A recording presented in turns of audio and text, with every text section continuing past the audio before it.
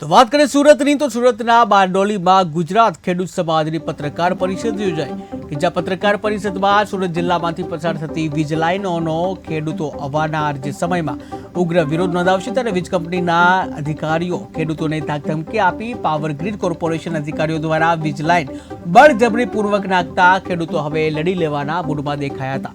જ્યાં ગુજરાત ખેડૂત સભા દ્વારા બારડોલીમાં યોજાયેલ પત્રકાર પરિષદમાં સર્વસંમતિથી ખેડૂતોએ પાવર ગ્રીડ કોર્પોરેશન દ્વારા નાખવામાં આવતી વીજ લાઇનોનો વિરોધ કરવામાં આવશે।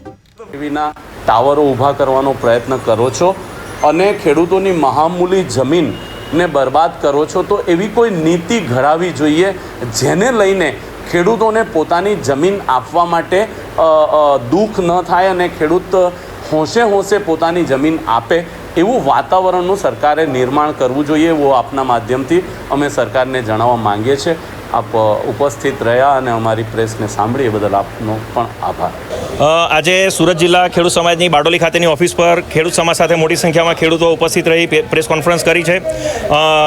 પાવર ગ્રીડ જે રીતે ગેરકાયદેસર ધાકધમકી આપી બળજબરીથી ખેડૂતોની જમીનમાં 765 કેવી વીજ ટ્રાન્સમિશન લાઇનનું ઇન્સ્ટોલેશન કરવા માંગે છે, જે ખાવડાથી નવસારી આવવાની લાઇન છે। ખેડૂતોને આ લાઇન મંજૂર નથી, એમનો વિરોધ છે। ખેડૂતો ખૂબ આક્રોશ સાથે આ લાઇનનો વિરોધ કરી રહ્યા છે અને ખેડૂત સમાજ ખેડૂતોની પડખે છે। ખેડૂત સમાજનું ખેડૂતોને પૂરેપૂરું સમર્થન છે। એ લોકો 1885ના ટેલિગ્રાફ એક્ટ હેઠળ જે આ લાઇન નાખવા માંગે છે એનો અમને વિરોધ છે। ટેલિગ્રાફ એક્ટ એ ટેલિફોનના થાંભલાઓ ઊભા કરવા માટે બનાવવામાં આવેલો કાયદો હતો, જેમાં વીજ પ્રવાહ જેવી કોઈ વસ્તુ હતી નહીં। એથી ટેલિફોનના વાયર જવાથી જે નુકસાન થાય અને વીજ પ્રવાહના વાયર જવાથી જે નુકસાન થાય બંને અલગ વસ્તુ છે। એ લોકો 2003ના ઇલેક્ટ્રિસિટી એક્ટ હેઠળ પણ જો આ લાઇન ઇન્સ્ટોલ કરવા માંગતા હોય તો એનો પણ અમને વિરોધ છે।